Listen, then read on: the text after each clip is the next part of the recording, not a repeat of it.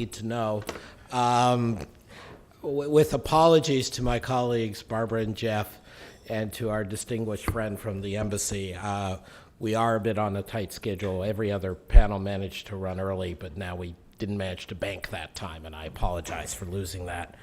I'm very honored to have with us today two most distinguished officials, former officials, business leaders, people who have been at the heart of U.S. and Mexican economics for many years now. And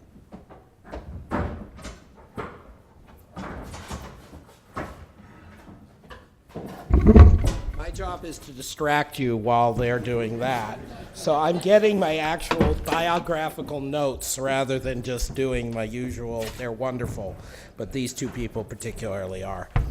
We've been very fortunate to have with us most of today, in fact almost all of today, Ambassador Eduardo Medina-Mora Icaza, and I forgive my pronunciation of your last of the several names. As he mentioned when he intervened this morning, Ambassador Medina-Mora is someone who comes to his role as the leading voice of Mexico in the capital in the United States out of a private sector background. And he's someone who converted to being, I believe, pro-NAFTA over the course of his private sector and then distinguished public sector career. He previously was ambassador of Mexico to the United Kingdom before coming here to Washington in January 2013. He held cabinet-level positions in the Mexican federal government, including as Attorney General, as Secretary for Public Security, as head of the Mexican Civil Intelligence Agency, and I welcome him to the more peaceful side of the street in terms of his endeavors. As in the private sector, he was a corporate director of strategic planning of the Desk Group, which is a large Mexican conglomerate. Some of you are familiar with interests in agriculture, petrochemicals, agribusiness, real estate.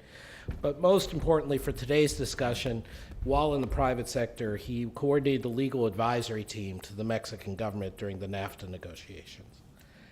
It would be hard to find someone comparable to speak, although I must give a hand to our fabulous team that did a NASCAR-like turnaround of the stage.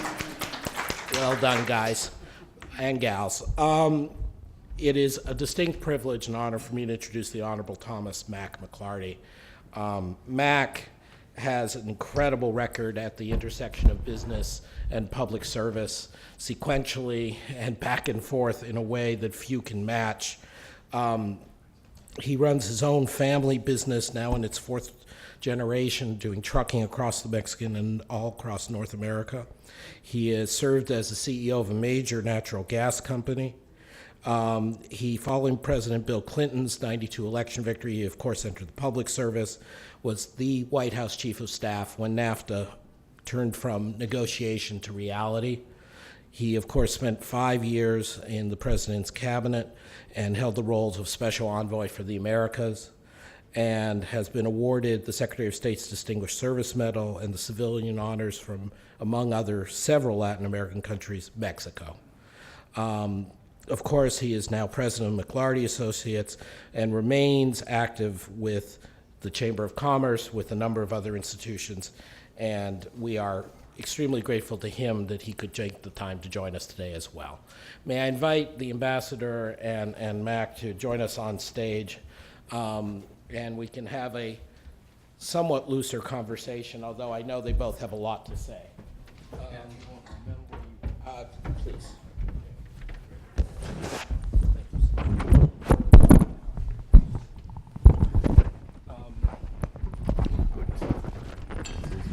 Let me begin by just recapping for a second where we've come today.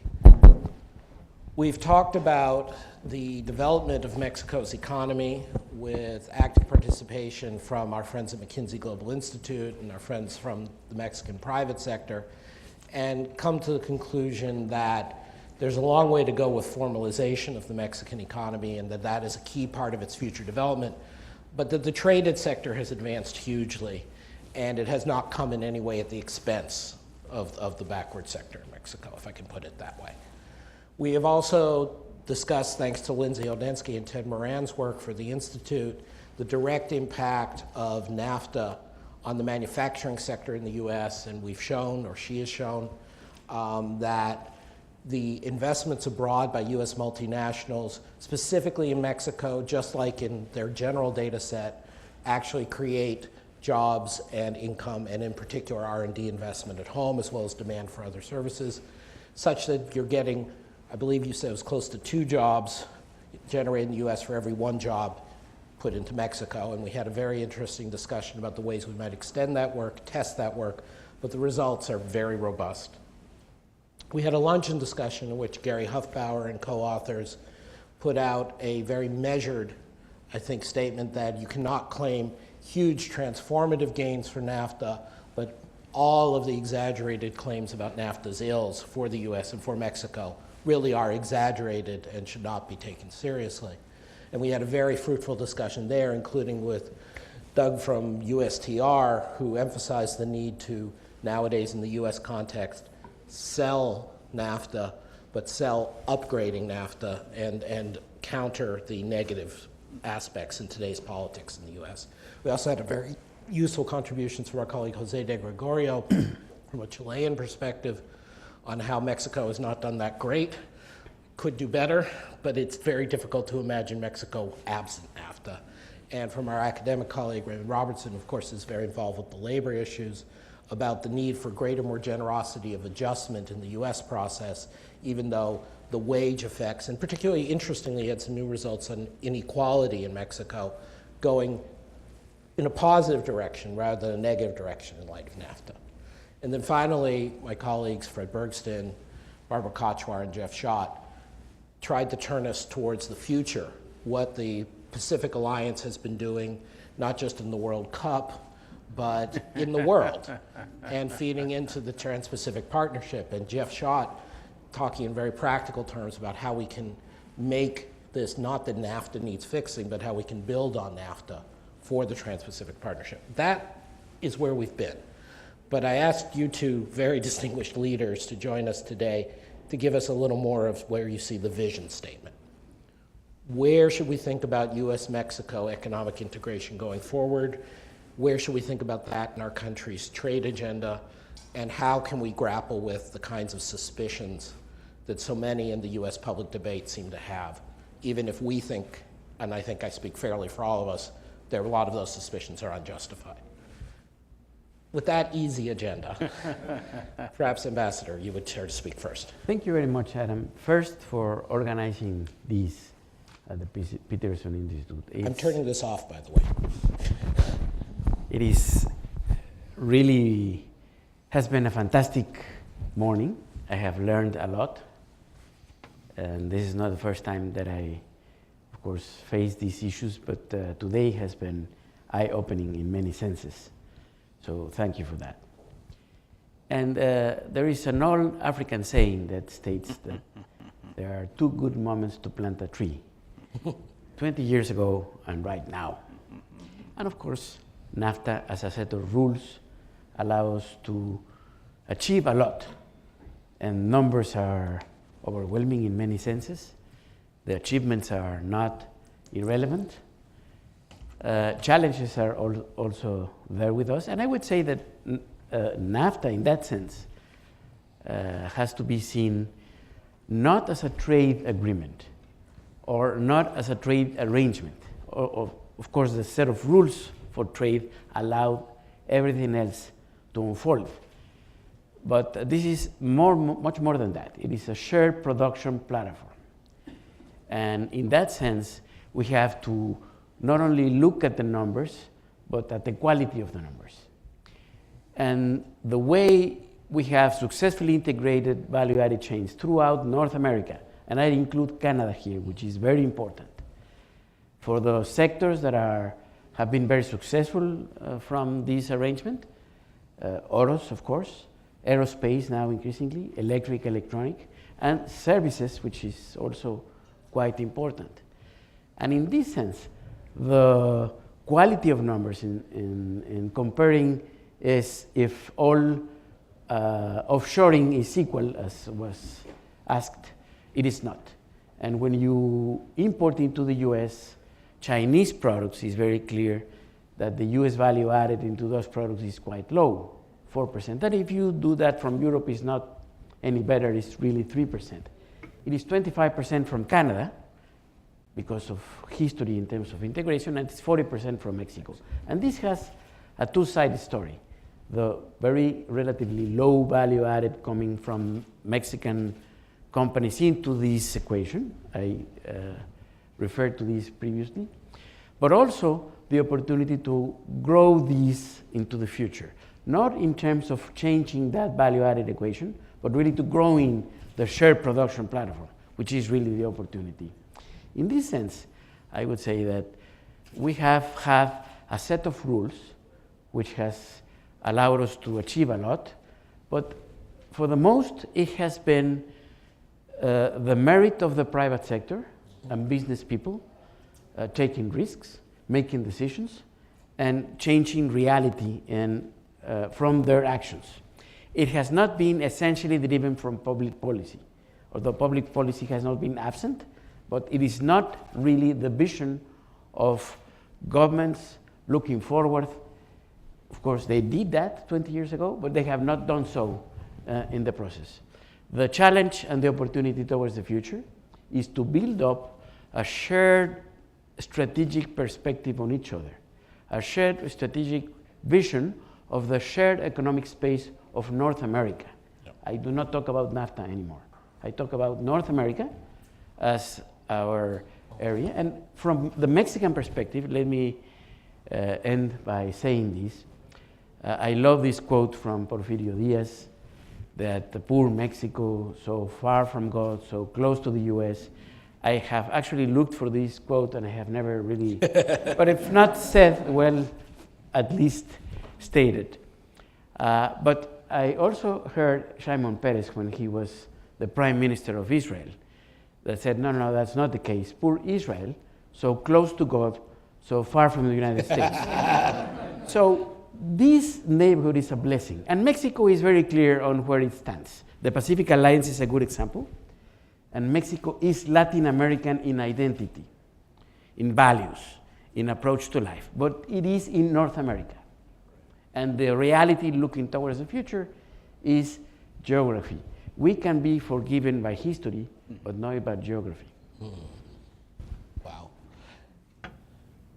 Okay, I'm not going to make any jokes. That was good.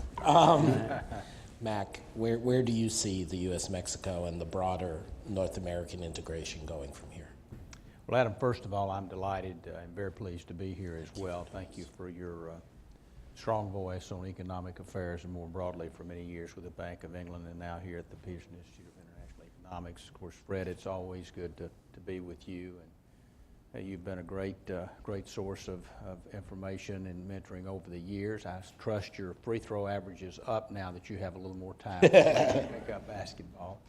But this is an institution that addresses in a serious way with some of the people you have in this room, not only international economic issues, but how they impact in a very specific way people's lives, various economies. So I commend you for that, and I would really be remiss if I did not tip the hat to Pete Peterson, whom I've had the privilege to work with over many years, and has been a force for so much good in this country and more broadly, and he is certainly not only has a great Berkston room here, but a wonderful and very impressive building as well. Ambassador Medina-Mora, it's great to be with you. Your remarks, as always, were thoughtful, eloquent, and perfectly punctuated in both tone and substance. Adam, I think on the NAFTA, the first point I would make is it may be a little surprising that we're all here on the 20th anniversary. NAFTA was not a ordained conclusion. In fact, Business Week, about a month before we went forward with it, said NAFTA is not out, but it is down, because the forces against it had already rallied in a very serious way. You're right that we in the Clinton administration built on the agreement that was negotiated by a board member here, Ambassador Carla Hills, with President Bush 41. And there, as Jeff and others know, there were other clauses in that agreement that had to be renegotiated. And I remember President Salinas and others saying, no, you're not asking us to go an extra mile, you're asking us to go the extra mile, as we finally got down to the specifics.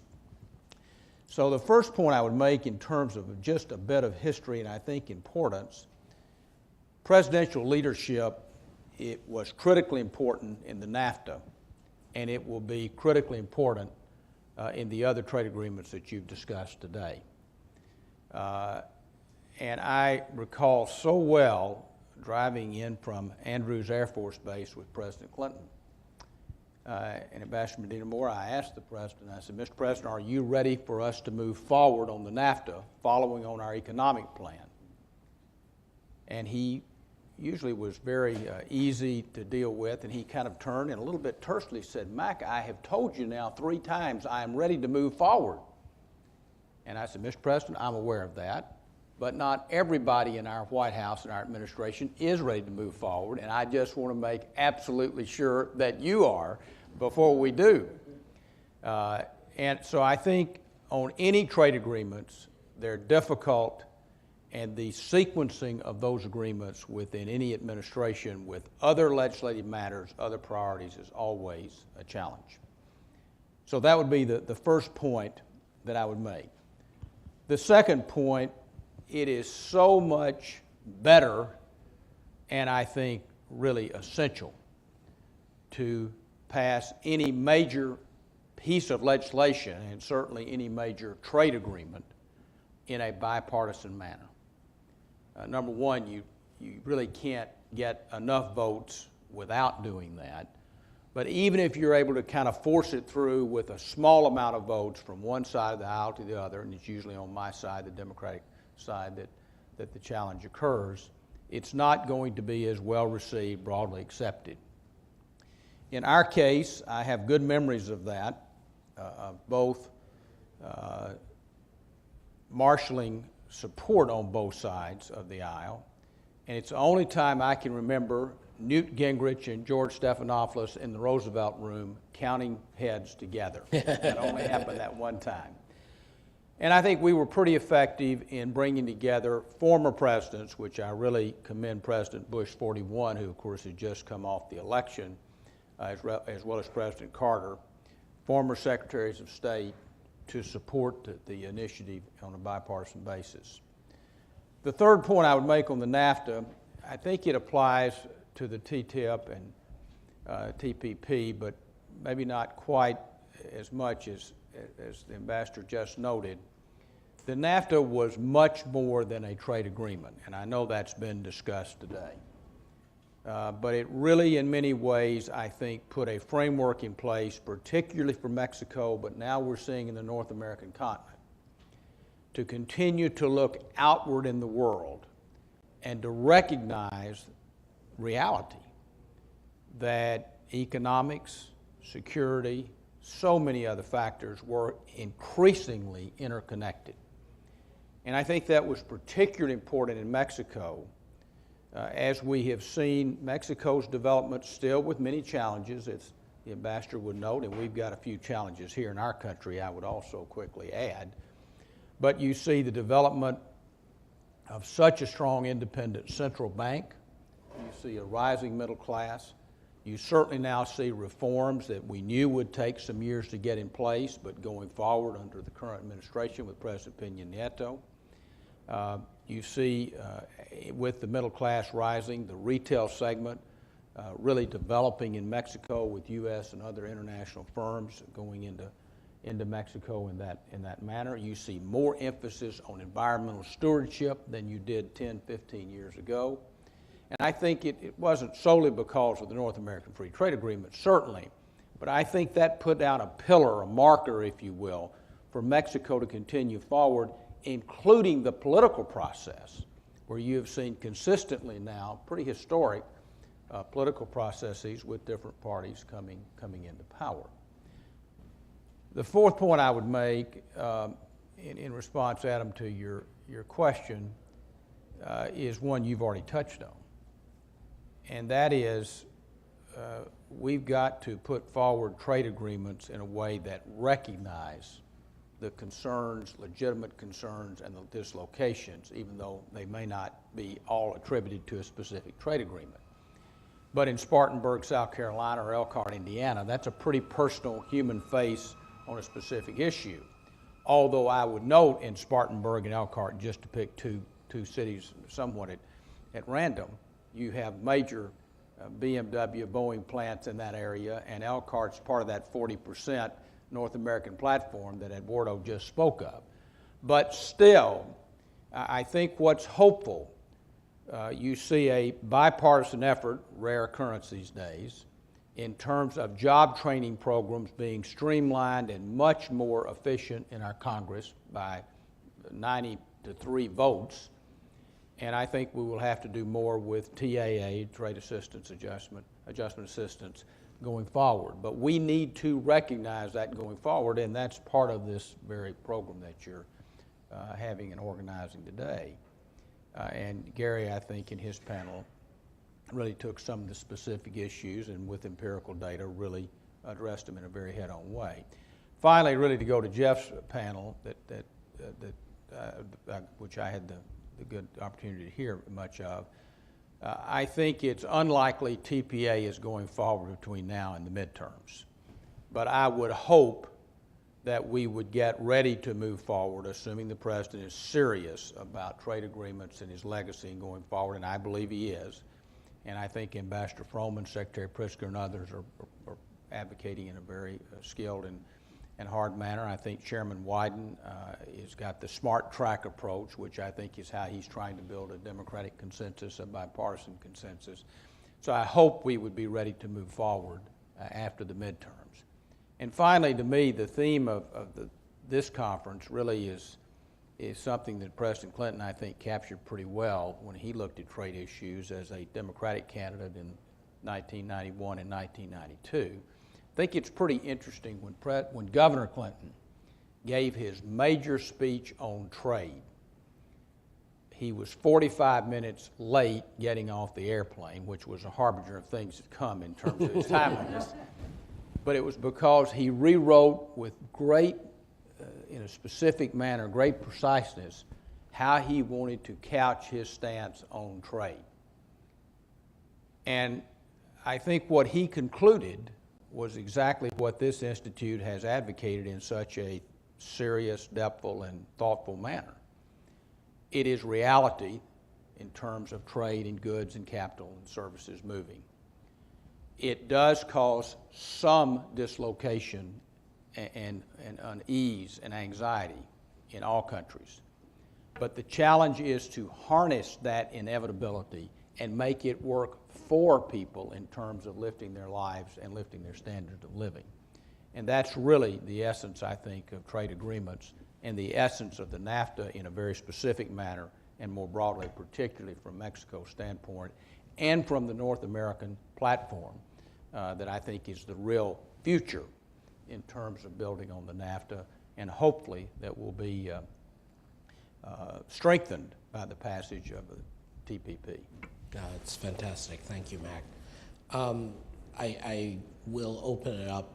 Our colleagues have graciously consented to take a few questions on the record, but let me just go back from Mac's remarks to Eduardo for a moment, if I could.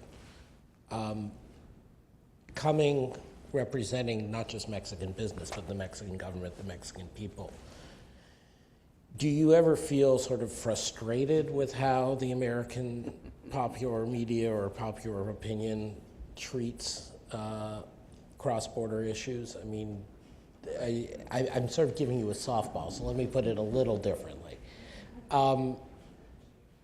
What would the things that you would like to, if you could get the right hearing, you would want to see corrected or changed in the U.S. public discussion of economics with Mexico? I am frustrated. What a shock. But I have to say that, of course, the issue being at the center, that we take each other for granted. Because this problem, as serious as it is here, it is a serious problem in my country as well. We do not understand each other enough. And we do not actually make our assessments fact-based. the fact that Mexico is the second largest US customer, that only, of course, Canada buys more goods, but we will surpass Canada, not because I have a black box, but because of demographics. And this is, I mean, this is going to happen sooner than later. And in that sense, it is important to go over stereotypes to facts and to understand. For instance, you mentioned migration this morning. And yes, of course, migration has been a very important component of the bilateral relationship. But looking forward, Mexico is not today, and is not going to be a major source of migration into the US. And this is not only because Mexico is performing better, it is essentially because of demographics. As it was stated this morning, our fertility rates dropped from 7 to 2.2 and coming down further. Right. And in that sense, we have to see this looking forward, for instance, the border, and what is going to be the reality 20 years from today into the future, and not 20 years from today into the past. I was the chief negotiator for the border safety agreement back in 2002. And back then, we have 5,000 border patrol officers, 4,500, deployed in the southwest border. And they apprehended 1.7 million people in 2000. In 2012, we have 20,500, and they apprehended 386,000. And this is not only coming from the effectiveness, it is coming actually from the flows. And we have to distinguish the stocks and the flows. And those are two different problems. Yep. Both, in many ways, are US domestic issues, but the latter has a more international bilateral aspect, but also regional, because we have to take into account other countries in the region. But in that sense, really, if we look closely to the facts and to how well integrated we are, how effectively we deal with each other, it's easier for us to deal with you and for you to deal with us than it's easier for you to deal with Asians, for instance. And it's not that Asians have anything different in the sense of opportunity, but it is something that comes more natural. Right. And we take each other for granted. In that sense, we do not receive enough attention in terms of the challenges ahead of us. And I think we have a fantastic opportunity to really build up this shared strategic view on the region, on the shared economic space, to make North America the most competitive and attractive economic area in the world. Thank you. Mac, one more for you, if I can transfer from Eduardo's frustration to mine. I will confess that we invited representatives of 12 different U.S. multinational companies with significant interests in Mexico, autos, non-auto manufacturing services, to come speak. And you know, each one had a different reason, but not a single one showed up today to speak. And where Eduardo speaks, I think, tellingly about taking each other for granted in the relationship, I sometimes worry that large business in the U.S. takes trade for granted. I mean, we're very aware of the loud opposition, but yep. we don't always hear yep. the loud chorus. I mean, is there, as you look out, you mentioned the idea of going for a bipartisan deal, of showing presidential leadership. In practical terms, are there things we could be calling upon or should be calling upon American business to do, or am I just missing the point that they automatically will free ride and it's only the losers who will be public? Well, I think you're making the point, not missing it. And I think there won't be any ride if not only the business community, but what I would call the vital center doesn't engage, because it'll be drowned out on the left and right, particularly with now the way we communicate with each other. And we all know about those forces and factors in terms of technology, in terms of cable television and all of that. So it's a very different environment than we even had certainly in the 90s. So I think you make a very critical point, and it's one disappointing that you didn't have more participation, interest, support from the business community.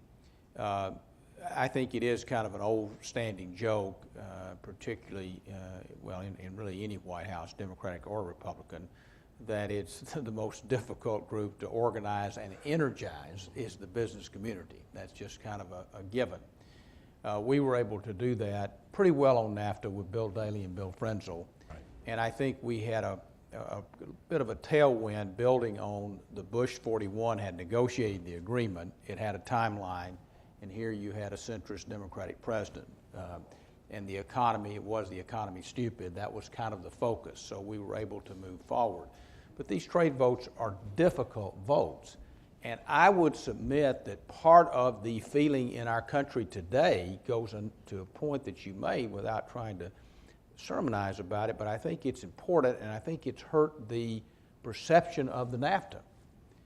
And that is the American business community, particularly major corporations, and I've had the privilege to be associated with a number of them, this insensitivity or lack of sensitivity. If you want to call it arrogance, you can. But it has to be more sensitivity shown by businesses in how they conduct their affairs, including trade agreements and employment and so forth. That was part of the point of the NAFTA. We'll never close this plant. 6 months later, it might have been closed. That's not the storyline you want. So I think, Adam, if the business community doesn't kind of get a little smarter, more engaged, more energized, you're going to have more and more trouble of building a bipartisan consensus and really moving forward with responsible policies, and that would be a sad day. Thank you for that. Let me open it up. I see one hand and I see two hands. So, Barry, if you want to go to the back mic, and then the gentleman with the distinguished beard at the second table. The TPP, of course, is already big. Sorry, Barry, for our viewers, could you re-identify yourself? Oh, yeah, Barry Solars, I represent Nucor. The TPP, of course, is already being attacked as NAFTA on steroids. And all kinds of reasons have been given today as to why the NAFTA over the last 20 years has been beneficial to all three countries. Let me posit something, and then I'd like to get reactions from our two esteemed guests. When you cut through all of these reasons and the data and whatnot, in terms of the insecurities that Mr. McClarty just referred to, at least in the U.S. Citizenry, might it not be more effective to build on the last point that the ambassador made, which is that what the NAFTA has done, and arguably depending on how these agreements are negotiated, TTIP and TPP, the end result could be, hopefully will be, improving the international competitiveness of the United States and North America in competing against state capitalism, the unique brand of state capitalism that exists in China in particular. I mean, to me, that is a more salient argument with a lot of the population than some of the other points that have been made today. Because while there has not been clearly a giant sucking sound vis-a-vis Mexico, I think one can make an argument that there has been somewhat of a sucking sound vis-a-vis the rise of China. So I'd be interested in your views on that. And that's something in which we will continue to do empirical work. But please, if our guests would like to comment. First of all, in terms of 20 years after the Three Musketeers, it's not the same thing. I mean, 20 years back, tweet was the sound produced by a bird, and cloud was an aggregation of moisture up there in the sky. And we have a different reality that we have to tackle and profit from, and there is room for that. And of course, the Asian markets will grow more than any other region in the world the next 20 years. Maybe after that, from demographic dynamics, that's going to change in favor of North America. But in that sense, I would say that it would be unwise not to profit together from this opportunity. And also from the ability to craft the agreement in a way that actually favors opportunities and capital formation and trade in the most kosher sense of the word, and actually capturing these opportunities for the region. Holding the pen is important. Right.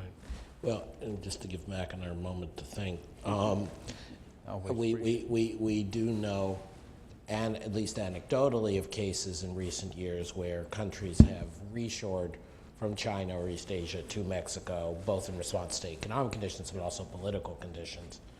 And as Lindsay pointed out in her presentation earlier today, gravity model or not, the amount of FDI, where Mexico ranks in US FDI is way above where Mexico ranks in global FDI. So, I mean, there is a certain natural logic to it, as you suggest. But Matt?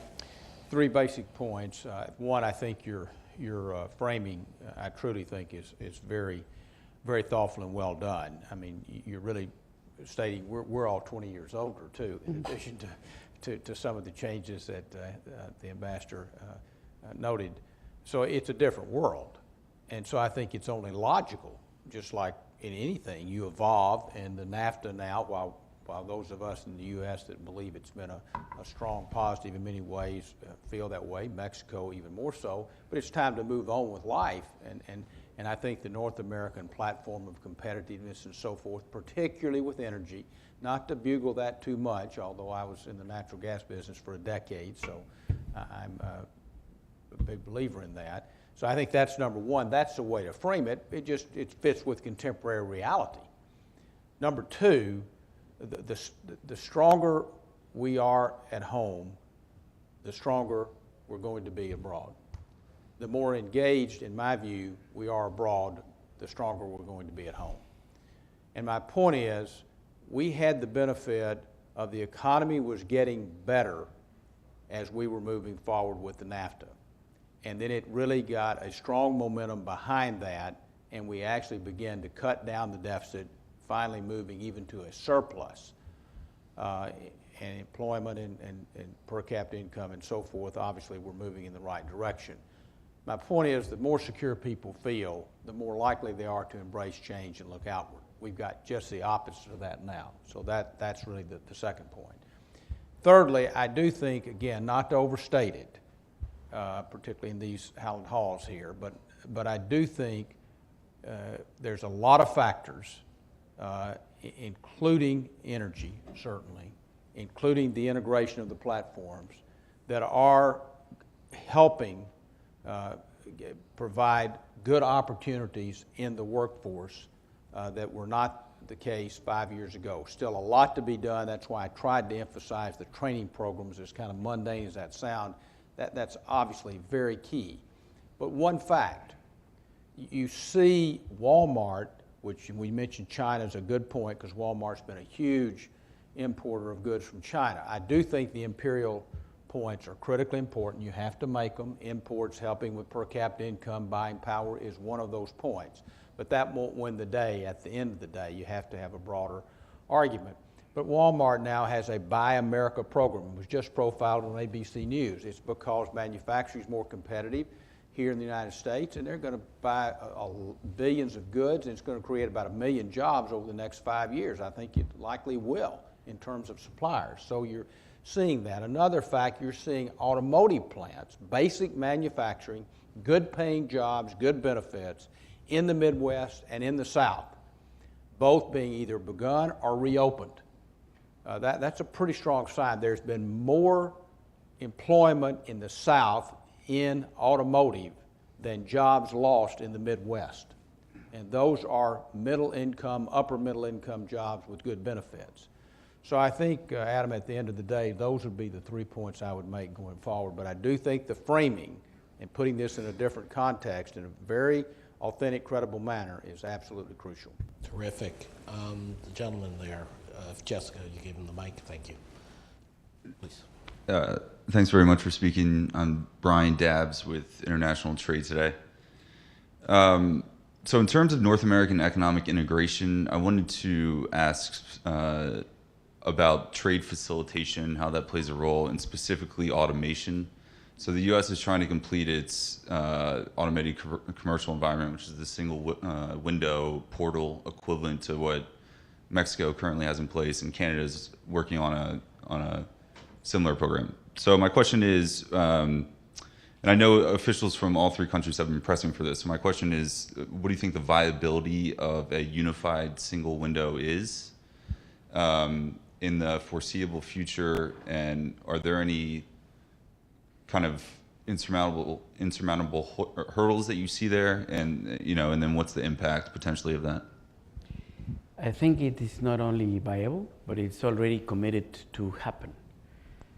Actually, the reality in terms of border infrastructure and then the framework in which trade is carried out from Mexico to the US and vice versa, and of course learning also from the experiences in the US northern border with Canada. We have, as a good friend of mine put it one day, former US Assistant Secretary of Commerce, we have a 21st century trade on top of a 20th century regulatory framework, on top of a 19th century infrastructure. And we have tremendous opportunities moving forward. These systems, in terms of having the single window and integrated customs facilitation and requirements, it's doable. It is more so from the fact that most of the trade is carried out with companies or among companies that are very much integrated and know each other, and they are integrated within the US and Canada, they are integrated within Mexico. It's relatively easy to arrange this in this more integrated approach. I think our opportunities looking forward are very clearly stated now. We have a roadmap for the first time in 20 years, and I think that the opportunities in terms of customs facilitation, in terms of improvements in infrastructure, in terms of certification and recognition of standards, I think that we have tremendous opportunities looking forward if we really work into it. It is already mapped and committed among the three leaders, and I think that this is achievable. Thank you. Fred, I'll let you have the last question, but you'll have to be brief, I'm afraid. Yes, it works sometimes. Mac's comments reminded me of the very direct link between NAFTA and today's Trans-Pacific Partnership. Mac will remember that the day after the Congress took the final vote on NAFTA, and you guys got it through, the president arrived in Seattle for the first APEC summit. First meeting with John Jamin, that's right. And I'll always remember asking him, suppose you'd lost that vote yesterday. He said, I couldn't have come. The flip side was the tremendous momentum that he had coming into that. And that's where APEC agreed to achieve free trade and investment in the region by 2020, which the TPP is now emerging from.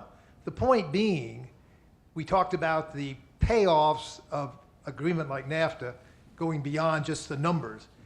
It was a tremendous momentum effect promoting what now becomes one of the biggest trade agreements of all time, and that's got to be chalked up, I think, as a big success for NAFTA on top of all the other things we've talked about.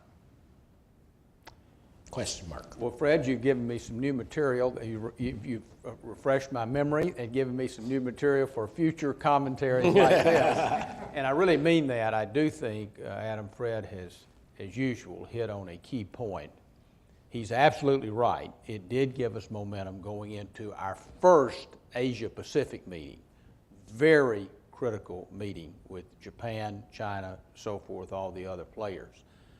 But the basic point that we did not mention in this discussion of NAFTA, and perhaps it's because we are comfortable in a positive way, Eduardo, with the relationship with Canada and Mexico. Maybe we take it all too much for granted. But obviously, when we are unable to move forward on trade agreements in a bipartisan manner, it affects U.S. world leadership around the world. it goes way beyond just trade agreements. Now, this goes back to the framing of the question, but I think you can put that in terms of U.S. leadership, and that will resonate in Peoria, to use the President Reagan formulation here. So I think that's a great point, and probably just exactly the positive note we need to conclude on what's been a full and important day. Well, I'm going to use the chair and do one last minute before the conclusion. That's great. You have that prerogative. Indeed, but thank you for endorsing it. This has been a very full day, and the two distinguished leaders sitting to my left, I think, have helped us see the vision forward, which, in the broadest possible terms, but in the meaningful, relevant terms. And I'm very grateful to them. I'm very grateful to the Embassy of Mexico and our colleagues there who worked very hard with us to make this happen, to our friends at the Inter-American Development Bank, to our many guests and scholars who came today. I just want to raise one last issue. I do, and here I'm clearly just speaking for myself, not for the Institute. I do worry sometimes, like Raymond's students who were mentioned earlier, that if we phrase it as the people in Indiana or in Kentucky or Michigan took one for the team, that somehow the trade people were the ones affected in a way that when Kodak shuts down because there's digital technology, or when Sperry Rand shuts down because there's word processing software, that we are in a sense demonizing trade at the same time. And while I fully support all the efforts we talk about trade adjustment assistance, and particularly the training and things like that, I do worry that we've created a bit of a cycle where it becomes this inside game, where there's fewer and fewer people out there on the positive side because they keep viewing trade as only this negative aspect. And the people on the negative side keep asking for more and not getting it. And you end up with this weird radicalization. Our mutual friend, Barney Frank, at one point, many years ago, Fred is fond of remembering, came here and spoke about taking trade policy hostage in the left wing of the Democratic Party in order to get the welfare state benefits that he'd been looking for. And the fact is that strategy has completely failed. We've managed to bollocks up trade policy and not deliver the welfare state. Neither side came out ahead. And so I guess, taking it all back to where this conference started, I think as much as we have to play the inside baseball game and think about buying off particular groups, I think we need leaders like you, the people in this room, and the studies done by the people presenting today to try to fundamentally reframe the debate. So it's not just about buying off the losers. It is about the positive message of this is the way the world is and this is how we take advantage of it. Thank you all very much for joining us on a July, despite rainy day. Thanks particularly to Ambassador McClarty, Ambassador Medina-Mora. Thanks to all my colleagues.